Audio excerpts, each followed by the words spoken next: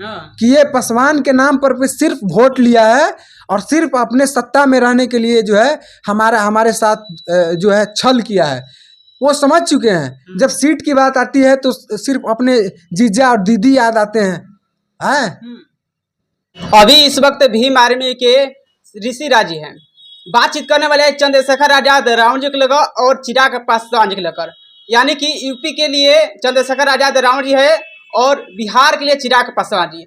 इन दोनों नेता में से कौन सही है, ये बात करने के लिए ऋषि राजी से बात करेंगे। बहुत बहुत स्वागत है जी। धन्यवाद। किस तरह से आप कह रहे हैं कि संसद में चंद्रशेखर गए तो सबकी हालत खराब हो गई, वो इस तरह की बातें उठाने लगे, इस तरह की बातें कहने लगे। इसके पूर्व में भी तो संसद रहे हैं आपके जो चिराग पासवान जी, बिहार के चिराग पासवान। हाँ, क्यों नहीं वो इस तरह की बातें करते हैं? क्यों नहीं जो है दलितों के लिए इस तरह से बेबाक अंदाज में लड़ते हैं? अगर लड़े होते तो आज दलित भी उन्हें नाम लेते और उनका जो है गुणगान करते। लेकिन दलित से सिर्फ उन्हें वोट चाहिए और सिर्फ अपना जो है अपना सत्ता एकदम बरकरार रहे, अपना जीजा का, अपना दीदी का। चिराग पासवान को खाली दलितों का वोट चाहिए, लेकिन काम नहीं करेंगे। काम ये आप न पूछेंगे, हम तो ऐसे उसे तो हम मान लिए कि वो हमारा है ही नहीं, तो हम उससे क्या पूछे? जो हमारा है ही नहीं हम उससे क्या उम्मीद करें भाई? जो हमारा होता तब तो हम उससे उम्मीद करेंगे। जो हमारा है ही नहीं तो हम उससे उम्मीद ही नहीं रखते हैं। अगर आप उससे उम्मीद रखते हैं तो आप पूछिए, माइक घुसेड़ करके जिस तरह से हमसे पूछ रहे हैं, आप उससे पूछिए कि भाई आप दलितों का वोट लेते हैं, आप दलितों के लिए क्या किए?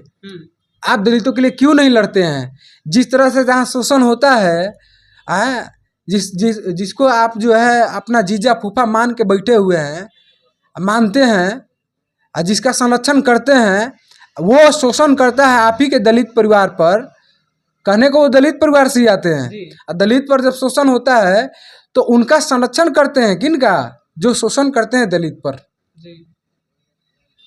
तो ये नेता कैसे हैं? खैर मैं वैसे व्यक्ति के बारे में बोलना नहीं चाहता। और आपको कुछ पूछना है तो बताइए। चंद्रशेखर आजाद रावण जी जब पहली बार एंट्री किए थे संसद भवन में, तो उस समय क्या क्या बोले थे?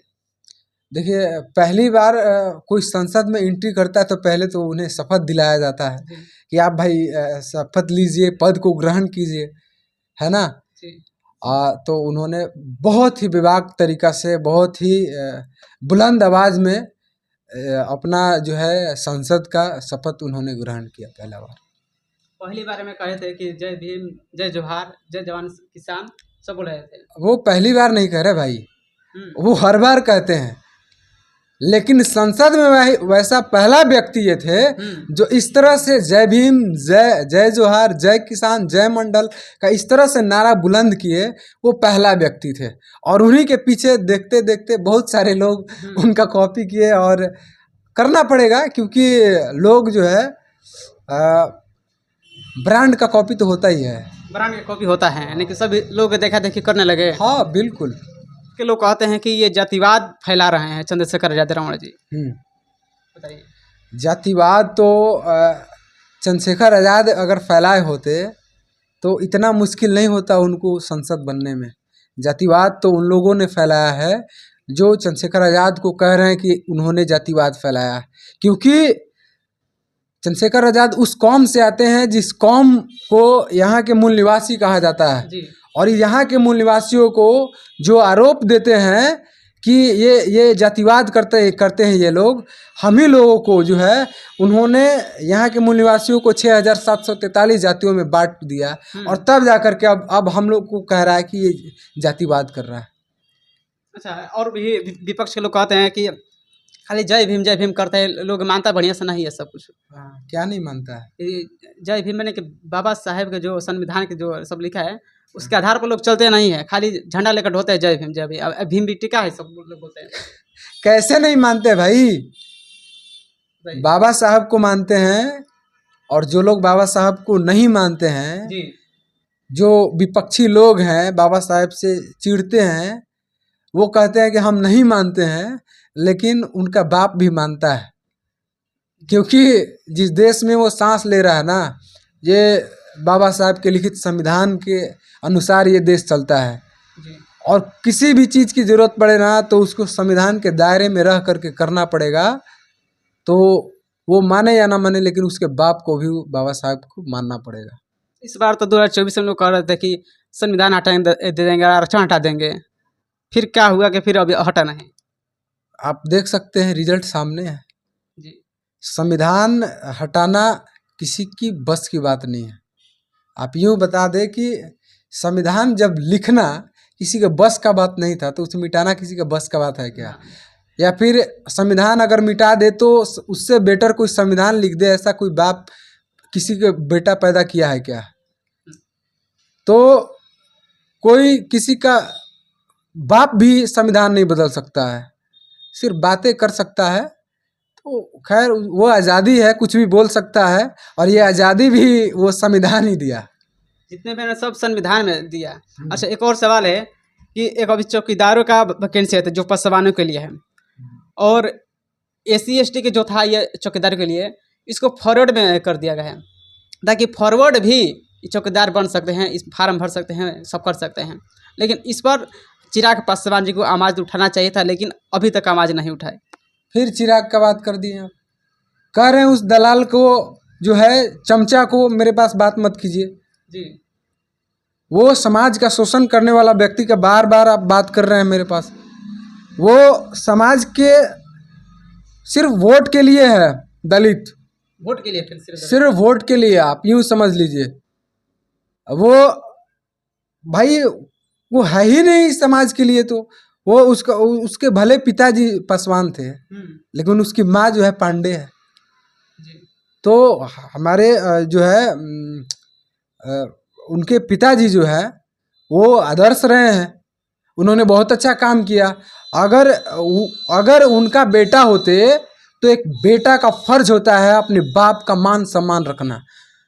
अपने मरे हुए पिता का तस्वीर जो है, जिस मनुवादियों ने, जिस जो है सत्ता के संरक्षण जो देते हैं, सत्ताधारी हैं जो लोग, वो लोग जिस मरे हुए पिता का, चिराग पासवान के मरे हुए पिता का फोटो, बाबा साहब का फोटो उसके घर से, उसके आवास से निकाल करके फेंक दिया।